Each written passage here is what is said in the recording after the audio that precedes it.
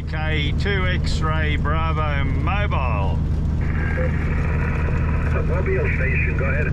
Hey, g'day Emil, how are you? Victor Kilo 2 X-Ray Bravo. I'm actually mobile in VK3. Good afternoon again, Emil, over. Yeah, Indy, good afternoon, good morning. Beautiful signal, 59 today, over.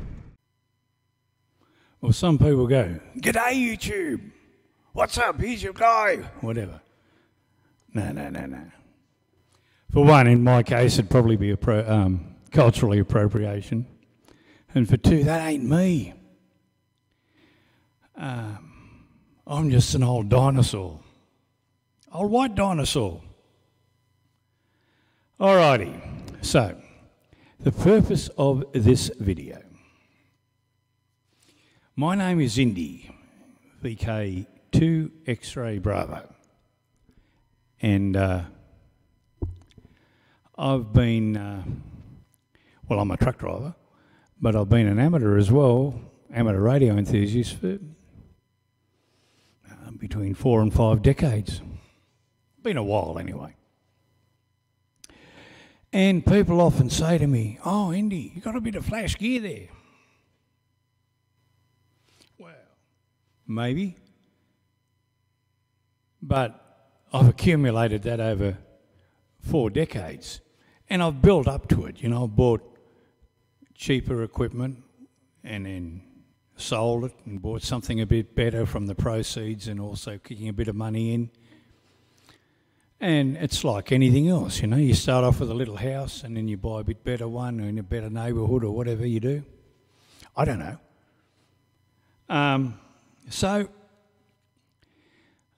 Or buying a car. My first car was an absolute crap heap. It really was. It's supposedly a 3-speed transmission, but only 2 worked. And it was a 6-cylinder, but it was only working on 5 because I put a tin plate over the intake on the 5th one and took the piston out. That sort of stuff. And now I have a little bit better equipment. But I'm an old guy and I've worked very, very hard and I can afford it. I'm now single, have been for a while. My kids are grown and I'm going to spend every cent I've got before I die. So, yes, you can have something flash like that. You don't have to. For instance, this little radio here. It's an IC 725. I'll turn this around and show you. It has everything you want, but it doesn't have anything you don't need. It has everything you need and want, but not everything you don't need. Need being the operative word. It does sideband. It does 1.8 megahertz to 29 megahertz. Does Morse code, if you're into that. You can do digital with it, but it hasn't got a built-in sound card. You have got to have an interface. It's got an old-fashioned noise blanker, an attenuator, a preamplifier, AGC. You can adjust the power here. It's good for 100 watts. It has various steps here for changing the knob, the dial, the frequency, if you like. And I've got it set on hertz, but you can do it in kilohertz, megahertz, and then via the band. Just press one of these buttons and turn. It's also got a frequency lock. Doesn't change frequency once you've got it locked. At least it's not supposed to change frequency. Just did. But anyway, that's no big deal.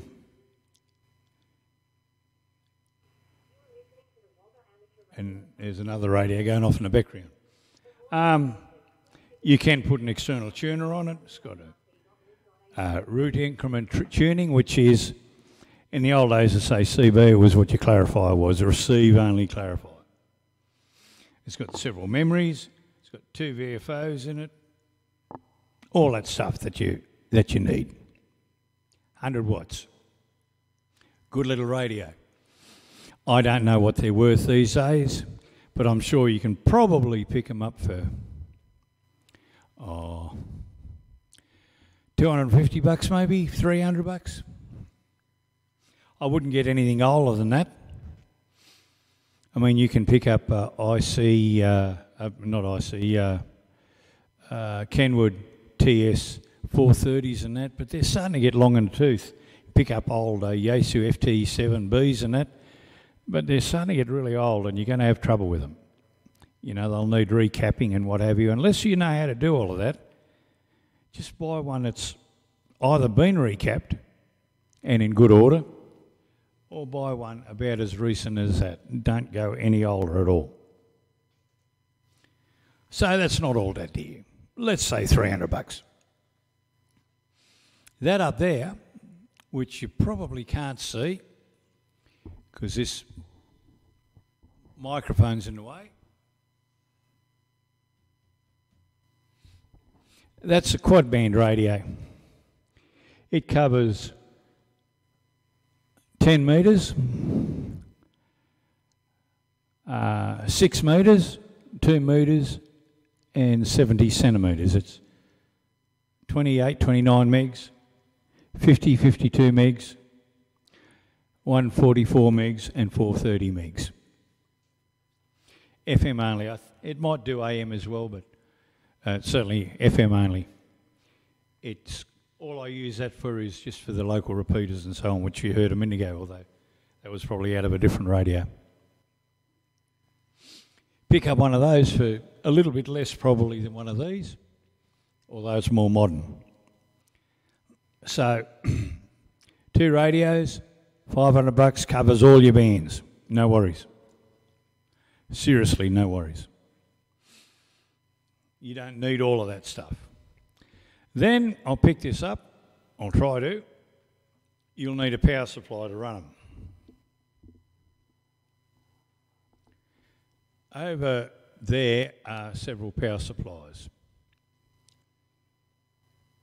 That one there is a little bit short on to run this, but it'll run that one up there. It's only 15 amps continuous. That one is a big mother. It's a 75 amp switch mode. That's a linear one, that one. That's a switch mode. And down below it is a Yaesu linear power supply. Prop this up. Then people say, oh, okay, beauty. I do like this idea of becoming an amateur. How do you do it? Well, I'm glad you asked me that question. What I would do, were I you, I would contact the peak body in your country. Here in Australia, it's the Wireless Institute of Australia, and they can be found at www.wia.org.au.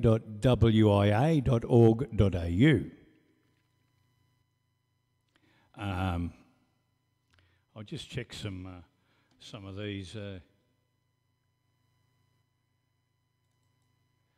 I will put them in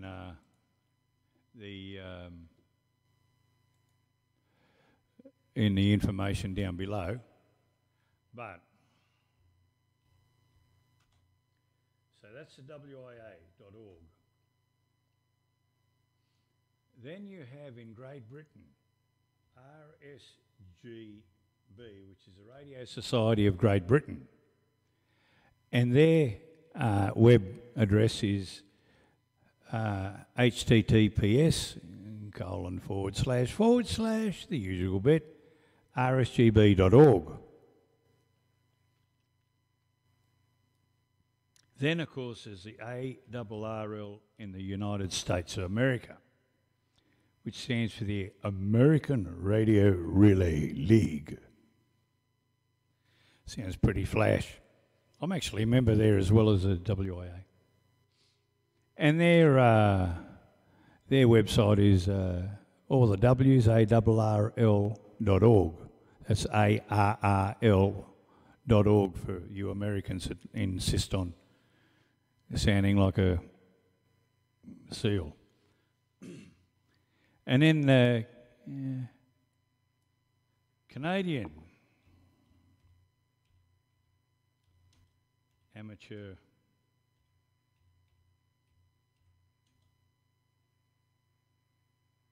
radio. They're www.rac.ca. Now, put all of these in the links. I'm not going to go to every country in the world and get the links for your country. Just do what I did there. It's called Google. It's your friend. So what you do is you contact them. You say, right, beauty, I want to study for my amateur radio certificate. So you get on your keypad and you send them an email.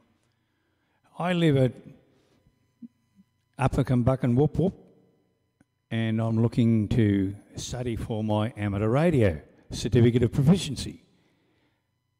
How do I do it? How do I go about it?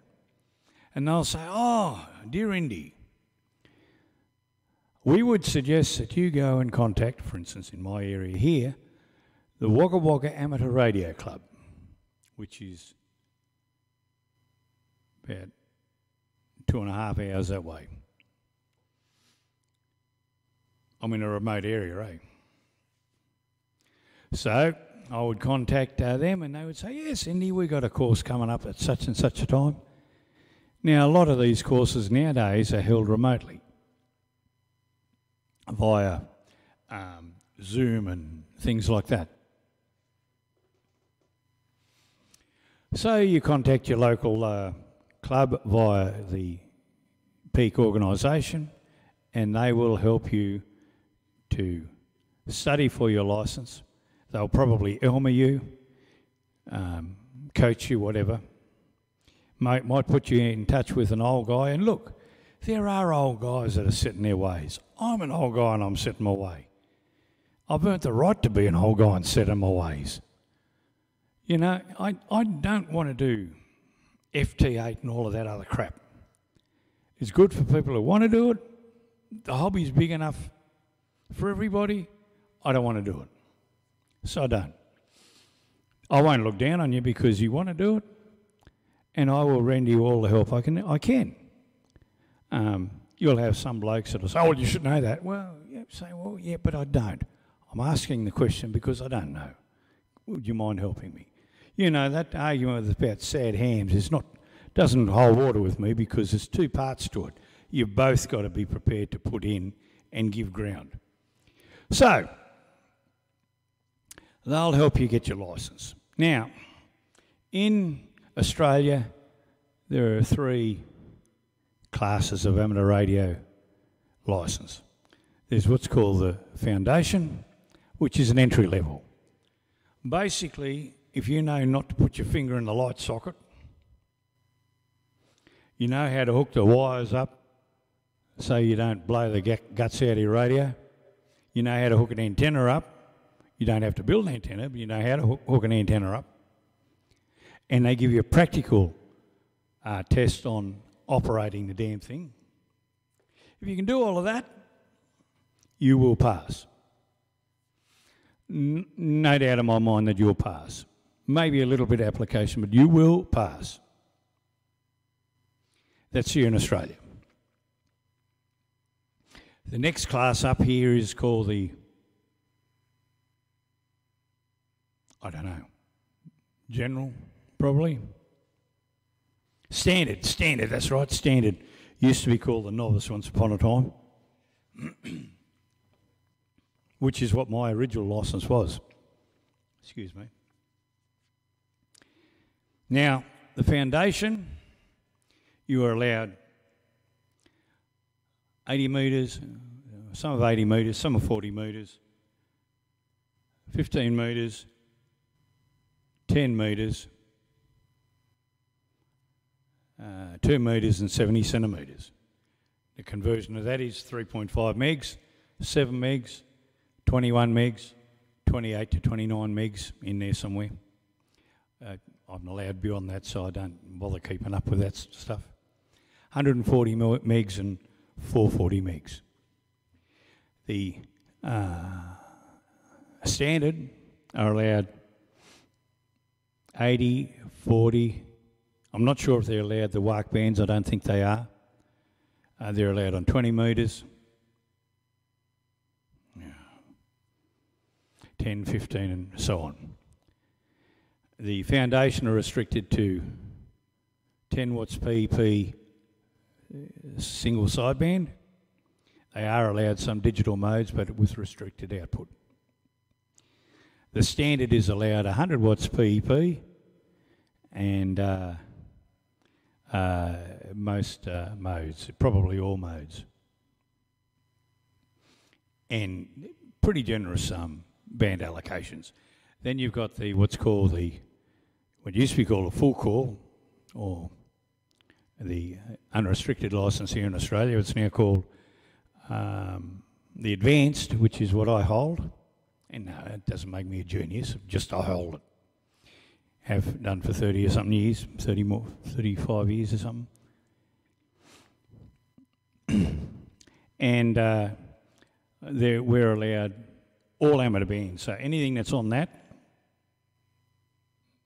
within the Australian allocation, and our allocations vary in this part of the world compared to North America, compared to Europe. They've all got their own restrictions. So I can use anything that radio will do. I can use anything that radio can do. I can do anything that radio can do. In fact, I can do anything that any amateur in Australia can do. I can use all modes, whatever. For the standard licence, I think you've got to do regulations for the foundation. You certainly have to for both the standard and the advanced.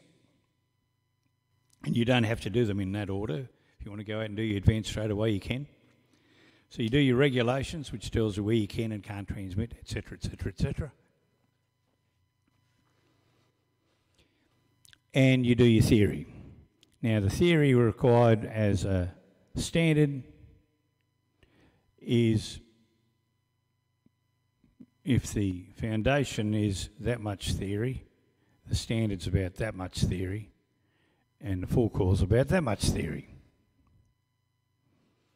You don't have to be, even for a full call, a broadcast engineer, for God's sake. It's not rocket science, not at all. So the standards need to learn how FM works, for instance, how the various modes work, interference, propagation. There's a whole heap. I'm not going to go through the curriculum, but it's still not rocket science. If you've got a reasonable comprehension of mathematics, reasonable comprehension of physics, and don't get tied up in that physics because it's just general science, and a reasonable bit of common sense, you can pass your general, your standard, and you can certainly pass your advanced with a bit of application. All of those are attainable. I am not a genius, far from it. I am a long-distance interstate truck driver. I did most of my study for my advanced whilst I was driving along asking people questions on the radio. Seriously. I didn't have a précis, I didn't have a book, I didn't have anything. And like I said, I'm far from a genius, and I passed. So don't be overawed by it all. It is absolutely achievable, and if you've got reasonable general knowledge, reasonable capacity for mathematics, and a capacity to learn, you should knock over the advanced here in Australia in 3 months, probably. If you have some learning difficulties, and yes, there are lots of people out there, they just got to go over and over and over things, well, so be it. It might take you a bit longer, but absolutely achievable for everybody. So, RSGB, you'll have to check what their curriculum is, but it's probably similar to ours. In Australia, I'm allowed 400 watts. The standards are allowed 100. The foundation are allowed 10. Ballpark figures. There's more to it than that, but ballpark figures. In the US, 1,500 watts. New Zealand, 1,500 or 1,000 or something. In various parts of the world have a lot more generous output power than we do, but in my truck, and I'll insert a photo here somewhere, I run 70 watts. The radio's capable of 100. I cut it back to 70 because you can't hear the difference at the other end anyway. And I radiate 70 watts PEP on a relatively inefficient antenna. It's frequency agile but inefficient. And I talk all around the world, literally all around the world. I work in remote areas all the time. I get bored silly. Most times a day I can find somebody somewhere in the world, depending on which band I go to. They might be Europe, they might be Southeast Asia, might be a Kiwi, might be an Australian, might be an American, Ruskin, wherever, doesn't matter. I've done it from the truck. In the last probably 4 months of the only time I've been logging on QRZ, I've got, I don't know what it is, 130 contacts or something on there in probably 30 or 40 countries. Everyone done mobile in the truck. So you don't need to have a lot of power and you don't need to be a genius, promise. So there you have it. You don't require flash gear. You can get away with fairly modest gear. When you first get your license, you might not feel confident about building your own antennas. It's not hard, but you might not feel confident. You might buy one to start with. But get yourself an antenna handbook of some description, have a read of it. If you can't afford to buy one, go to the library and get one. ARRL have got a very, ARRL have a very good antenna handbook. So does the RSGB. Even the Aussies, we've got a couple of good handbooks and they're readily available in libraries and such. So we got that. So you can build your own antennas and you will have the knowledge to build your own antennas once you sit for a minimum of the standard licence here in Australia and even the foundation licences. Now, again, building your own antennas is no big deal. I've got a mate of mine in Canada who's a CBer and had done no study whatsoever. And he put a post on Facebook or somewhere or other saying, oh, can I do this or do that? And I just went, oh, well, you can, but you can put up a dipole. And he's since put up a pretty effective dipole for next to nothing. I think it cost him $3 or something. And he's worked all over Canada and the US on 27 megs. He hasn't even got his own licence yet. He's studying for it, but he hasn't got it yet. It's not hard to build antennas. Alrighty, so there it be. I will insert photos